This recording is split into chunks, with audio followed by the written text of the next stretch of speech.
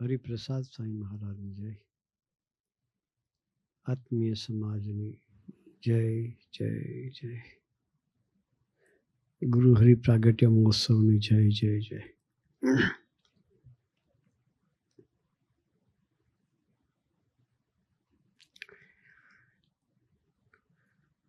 સર્વાતીત સ્વામીએ આપણા બધાના દર્શન કરાવીને આનંદ કરાયો.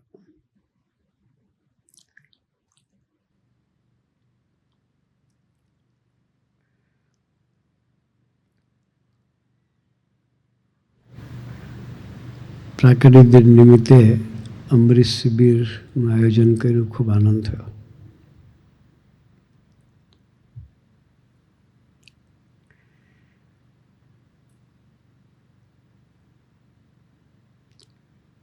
પરમ દિવસે ગુરુવારની સભા હતી.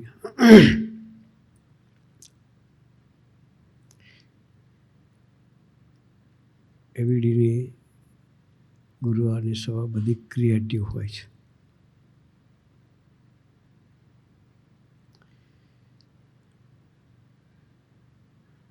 દીકરાઓ બહુ સરસ પ્રયત્ન કરીને આપણને કોણ મળ્યું છે,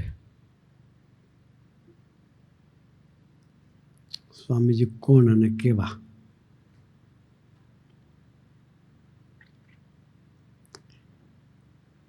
એનું સરસ દર્શન કરાયું.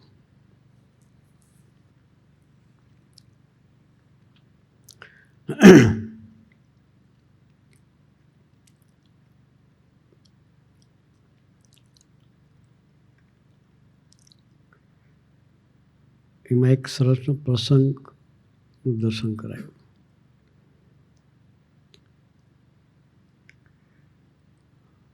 લૌકિક પ્રસંગો હોય કે લૌકિક કામ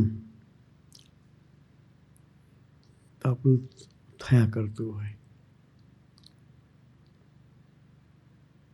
ભગવાન ભળે ખરા એમાં, પણ સ્વામીજી ધરતી પર શાને માટે આવ્યા છે?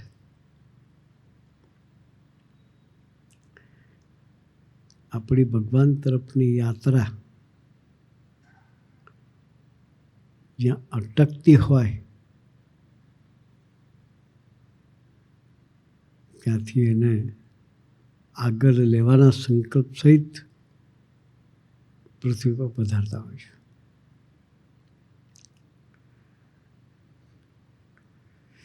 જયભાઈએ એમના બાપુજી પિતાની એક પ્રસંગનું દર્શન કરાયું કે પોતે સ્કૂલમાં ટીચર, એટલે છોકરા ભણાવવાના થાય, અને બીજી એનું હોબી હતી ગાવાની, ભજનો ગાવાના. ગળું એટલું સરસ કે બધા વાહ વાહ વાહ કરે.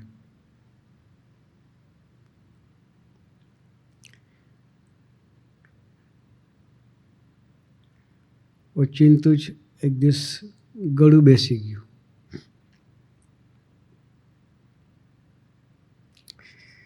ઘરગથ્થુ ઉપાય આપણે બધા કરીએ એમ એને પણ થોડા દિવસ સુધી ઘરગથ્થુ ઉપાય કર્યા.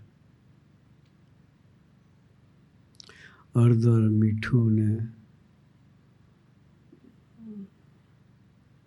લેવાનું ચાલુ કર્યું. થોડા દિવસ કર્યું, મીઠાના પાણીના કોગળા કર્યા, બધું કર્યું, પણ દિવસે દિવસે ગળું વધારે બેસતું જાય. ડૉક્ટરને બતાવ્યું, ENT સ્પેશિયલિસ્ટ હોય ને એની પાસે ચેકઅપ કરાવ્યું. એણે દવા ચાલુ કરી. દિવસે દિવસે ગળું વધારે બેસતું જાય. પછી ફર્ધર રિપોર્ટ માટે સોનોગ્રાફી કહે પેલું સોનોગ્રાફી કરવાની ડૉક્ટરે કહ્યું. એ કદાચ કેન્સર હોય કે સ્વરપેટી ઉપર કેન્સર હોઈ શકે કે. એટલે રિપોર્ટ કરવાનો થયો એટલે કેન્સર શબ્દ આપણે સાંભળીએ તો શું થાય? ભલે નથી, પણ કોઈ કહે કે કેન્સરનો રિપોર્ટ તમારે કરવાનો છે, શું થાય? કેન્સર થતાં પહેલાં મરી જઈએ આપણે અને વિચારમાં કરી શું થાય? કેન્સર તો આવતું આવે પણ એ પહેલાં આપણે એને વિચારે કરીને મરી જઈએ. એટલે વિચારમાં જતા રહ્યા. જે બે ગમે બે ભાઈઓ નાની ઉંમર, કમાણીનું સાધન ગળું હતું. સર્વાઈવ થવા માટે સ્કૂલની જોબ, એટલે ગળા વગર તો ભણાવાય નહીં. અને બીજું ગાયક હતા, એ બી પ્રોફેશનલ ગાયક. કોઈ ઇવેન્ટ્સમાં જવાનું હોય તો જાય ને એમાં કંઈક મળતું હતું એ બી. અને સત્સંગ યોગમાં આવ્યા પછી ભજનોની સેવા ચાલતી હતી. સભાની શરૂઆતમાં આપણે ભજનો ગઈએ એ સેવા પણ એ બજાવતા હતા. ઘણું થઈ ગયું બંધ. ડૉક્ટરે તપાસ કરી, ડૉક્ટરે ફર્ધર રિપોર્ટ માટે કહ્યું કે આપણે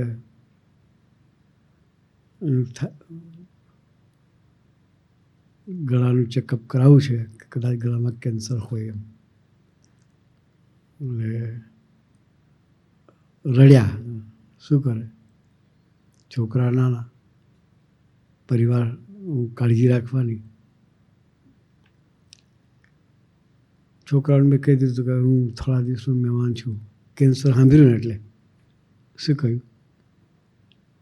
કેન્સર સાંભળ્યું એટલે કહ્યું કે હું થોડા દિવસનો મહેમાન છું. પણ સત્સંગની આવતા હતા અને સત્સંગમાં રસુ પોતાના ભજનો ગાતા હતા. એટલે એમના ભગવદી હતા, ડૉક્ટર સોમભાઈ કરીને, મૂળ જાંબા ગામના. ભક્તિપ્રિય સાંઈ સુરત સ્વામી એનો પૂર્વાશ્રમ ગામ જાંબા. એ ગામના એ પોતે પહેલાં કાર્યકર્તા હતા, પછી પોતે ઢોરોના ડૉક્ટર. ગામડાઓમાં એને વિઝિટે જવાનું થાય, એમાં નડિયાદમાં એની જોબ હતી. ત્યાં બધા એની સાથે રસરૂપ થયેલા. અને પછી ભગવદીને હાથે રાખ્યા. સાંઈની પ્રાર્થના કરવા ગયા કે સ્વામીજી, પછી આમ ડૉક્ટર સાહેબનો સ્વભાવ થોડો આમ જેવું છે કહેવાનો, સ્વામી આગળ બી કહી દે, સ્વામી અમારો એકનો એક ગાયક છે કે તમારે સભા કરાવી છે. એ શું કે અધિકારનો સંબંધ હતો સ્વામી સાથે, પણ આ રીતે જ વાત કરે. સુરસાઈને ખબર નેચર એવો, સ્વામી આગળ બી કહી દે જેવું છે. સ્વામીજી એમને આનંદ બી કરાવતા હતા, ક્યારેક ક્યારેક કસોટી બી કરે. હા,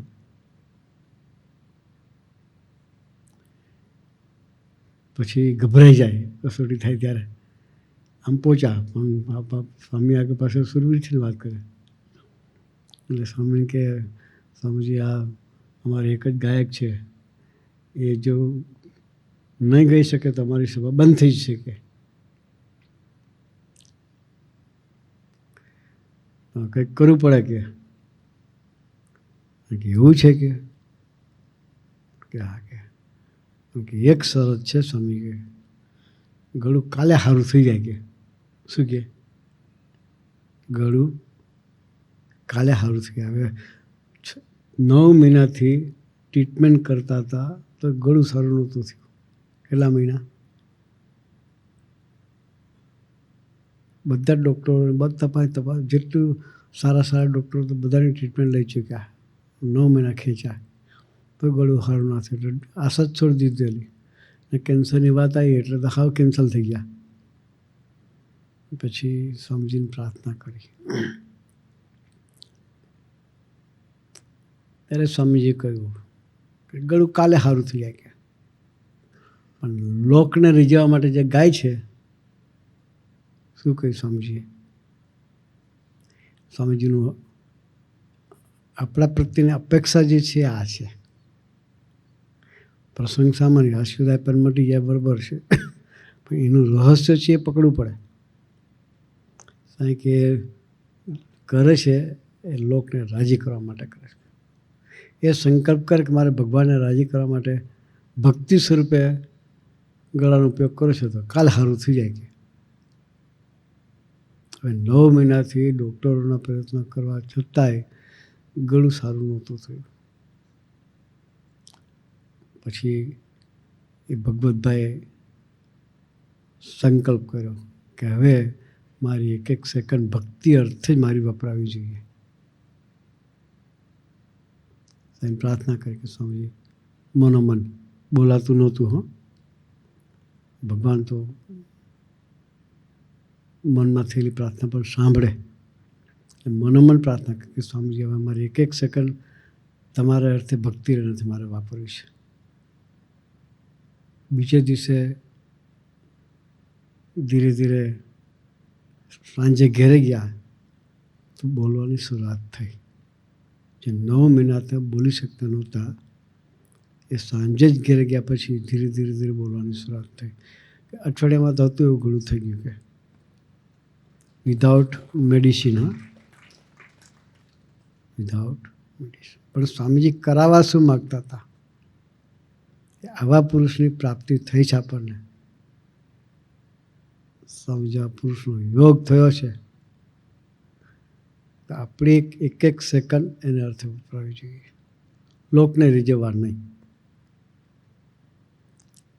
જે ગાતા હતા એ લોકને રીઝવવા ગાતા હતા. અને સ્વામીજી પોતાના ચૈતન્ય હતા, પોતાનો આત્મા હતો એટલે એને પોતાની રીતે વર્તાવ્યા. આપણે સંબંધ કરવો છે. સ્વામીજી આ પુરુષની ગોદ ન મળે. કરુણાએ કરીને સ્વામીજી આપણને ગ્રહણ કર્યા. આપણે કઈ સાધના કરી? આપણી કોઈ સાધના નથી. કરુણાએ કરીને મળ્યા છે. કોઈ આપણે તપસ્યા નથી કરી, કોઈ યજ્ઞ યાગ નથી કર્યા. કદાચ સ્વામીએ મૂર્તિ પ્રતિષ્ઠાન યજ્ઞ કરાવીને એમાં આપણે બેઠા હોય વસ્તુ જુદી છે. એવા કોઈ યજ્ઞ આપણે નથી કર્યા. પણ સ્વામીજીએ કરુણાએ કરીને આપણને ગ્રહણ કર્યા છે. હવે એક જ ધ્યેય રાખવું છે, વસ્તુ રાજી થા. એ ધ્યેય સાથે આપણે સંબંધ બાંધવો છે. નિમિત્ત સ્વામીએ સરસ વાત કરી.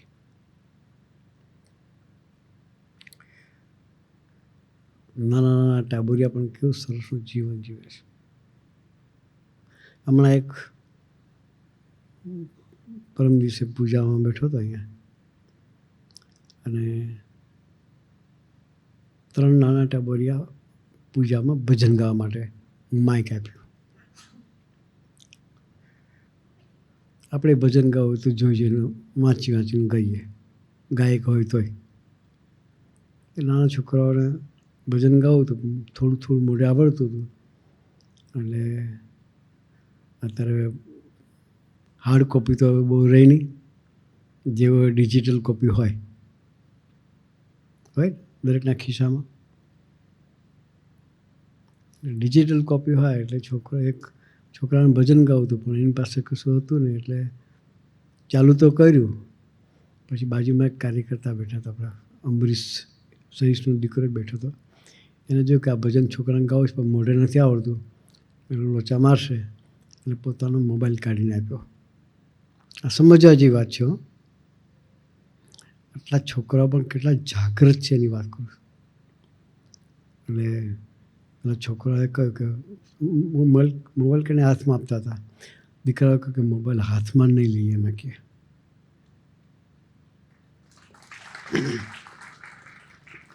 મોબાઈલ હાથમાં નહીં. અમને આજ્ઞા થઈ છે કે મોબાઈલ અડવાનું નહીં. મોબાઈલને અડવાનું નહીં આજ્ઞા માટે છોકરા નાના ટાબરિયા 5મી 6ઠીની આજુબાજુ ભણતા છે, કોઈ મોટા નહોતા. છોકરાએ મોબાઈલ નહીં પકડ્યો. પેલા પેલા ભાઈએ મોબાઈલ પોતે હાથમાં પકડી રાખ્યો અને એમાંથી વાંચીને ભજન છોકરાએ ગાયું કે સ્વામીએ ના પાડી છે મોબાઈલ હાથમાં નહીં પકડ્યો. એટલી સિન્સિયરિટીથી આપણે સેવા કરીએ તો સ્વામીજી રાજી થઈ જાય. અત્યારે નાના નાના દીકરાઓ પણ જાગૃત રહીને જીવન જીવે છે. મોબાઈલ લાગે નાનું, ખિસ્સામાં આવી જાય, પણ સૌથી વધારે સમય બગાડતો તે બગાડે. નિમિત્ત સમય કે ટેકનોલોજીનો ઉપયોગ નહીં કરવાનો એવું નહીં, કરવાનો, પણ ભક્તિ સ્વરૂપે કરવાનો. અત્યારે ટેકનોલોજી છે તો અત્યારે તમે રાજકોટમાં બેઠા છો, અમે વીડીમાં બેઠા છીએ, તો તમારું દર્શન થાય છે.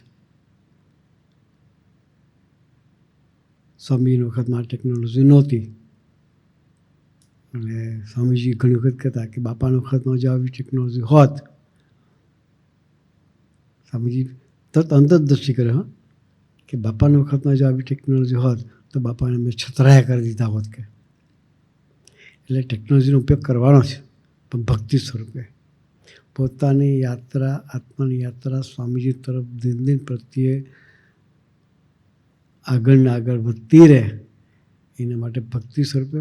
મોબાઈલ છે તો હવે અત્યારે વધતા મોટું ચોપડી લઈને ફરવું આપણને પોહાય નહીં. કે સાંઈની વાતો કે પ્રથમ બોલે આપણે સાંઈ કે 3 ગ્રંથમાં ડૂબેલા રહો, એ 3 ગ્રંથ લઈને ફરીએ તો એટલે હાર્ડ કોપી કોઈને મન થાય નહીં. પણ મોબાઈલનો ઉપયોગ કરાય એની અંદર બધી એપ્લિકેશન તમે નાખી દો, જેટલા આપણા ગ્રંથો છે, તો એ પોકેટમાં બધા ગ્રંથો આપણી સાથે રહેશે. પણ એનો ઉપયોગ પોઝિટિવ કરવો પડે. મોબાઈલનો વાપરતા આવડે તો આત્માની યાત્રા ભગવાન તરફ પણ ચલાવે છે, પણ વાપરતા ન આવડે તો સૌથી વધારે સમય એ બગાડે છે. એટલે આપણે બધા જાગૃત રહેવું છે. એક એક મિનિટનો ઉપયોગ આપણે સ્વામીજી તરફની યાત્રા થાય એ માટે કરવો છે. તો આજનો સરસનો અવસર છે. સ્વામીજીનો પ્રાકટ્ય મહોત્સવ ઉજવવા માટે ભેગા થયા છીએ. તો આજે સંકલ્પ કર કે સ્વામીજી કરુણાએ કરીને તમે અમને ગ્રહણ કર્યા છે, આપણી ઓળખાણ થઈ. હવે અમે અમારો એક એક સેકન્ડ આપને અર્થે વાપરી અને અમારી યાત્રા આપણા તરફ નિરંતર ચલાવતા રહીએ. એ ચલાવવા માટે ગુરુહરિ આપણને સૌને ખૂબ ખૂબ બળબુદ્ધિને શક્તિ આપે, એ જ પ્રાર્થના. સહજાનંદ સ્વામી મહારાજની જય.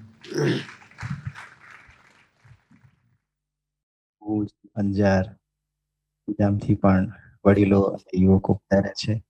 નરેશ અંકલ, રત્નાકરભાઈ, ગાંધીધામથી જીતુભાઈ, હેમાંગભાઈ ને બધા પધાર્યા છે. આપને સૌ ભક્તો જય શ્રવણ કરે છે. સાથે સાથે રાજકોટના વડીલોમાં ભટ્ટ સાહેબ કે જેમને અત્યારે પણ આંખોમાં દેખાતું નથી, છતાં અમરીશ સિબીનો લાભ લેવા માટે કેમેરો ભટ્ટ સાહેબ, એમને દેખાતું નથી છતાં પણ શિબિરનો લાભ લેવા માટે બેઠા છે. સોલંકી સાહેબ પણ બેઠા છે. કીર્તિ મામા પણ હવે તો રાજકોટ આવી ગયા છે એટલે શિબિરનો લાભ લેવા વધારે છે. દુષ્યંત સાહેબ, પંડ્યા સાહેબ, ભુવા, વલ્લભભાઈ અંબાસણા, ગુણુ બાપા વડીલો બેઠા છે.